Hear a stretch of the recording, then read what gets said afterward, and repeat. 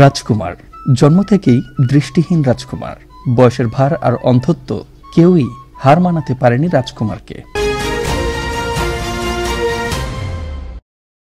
হঠাৎই আকাশে বাতাসে ভেসে আসছে বাঁশির সুর, কখনো মধু হৈ হৈ, কখনো সোনার ময়না পাখি, আবার কখনো বা আমার সোনার বাংলা আমি তোমায় ভালোবাসি।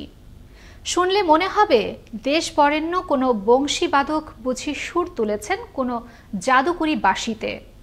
আসলে তেমন কিছুই নয়।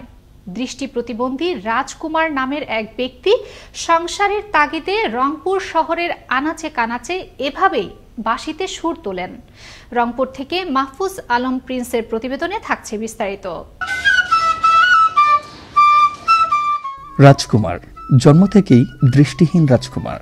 বয়সের ভার আর অন্ধত্ব কেউই হার মানাতে পারেনি রাজকুমারকে। এখন আর আগের মতো যেতে পারেন না তিনি বাহিরে, তবুও হাতে লাঠি নিয়ে বাঁশিতে সুরের মূর্ছনা তার যেন সবার হৃদয় ছুঁয়ে যায়। সবুজ ছায়া ঘেরা গ্রামীণ জনপদের বিভিন্ন স্থানে বাঁশিতে সুর তোলেন রাজকুমার। মুহূর্তেই তার বাঁশির সুর শুনতে থমকে যান শহরের পথচারীরা। বাঁশির সুর শুনে অনেকেই টাকা পয়সা দিয়ে যান তাকে, আর সে টাকাতেই চলে তার টানাটানির সংসার। সরকার যদি একটু সহযোগিতা করে এইটাই আমার কাম্য, আর কিছু কাম্য নাই। রংপুরে আনন্দ টিভির অনুসন্ধানে তেমনি দেখা মেলে আরো এক প্রতিভাবান বাঁশি প্রেমিক মন্টু মিয়ার।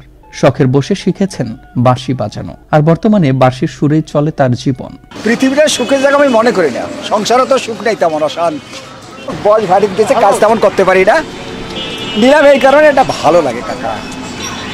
আর আমার মনে হয় যতদিন আমি বাঁচিয়েছি এটার প্রতি একটা খেয়াল থাকবে।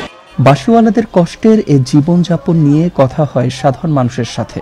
তারা চান তাদের প্রতিভাকে মূল্যায়ন করা হোক। এই লাইনে উনি অনেকদিন থেকে আসছে, এই কারণে হয়তো উনি ওটা ছাড়তে পারে না, কিন্তু বেচারা আসলে কষ্টে আছে।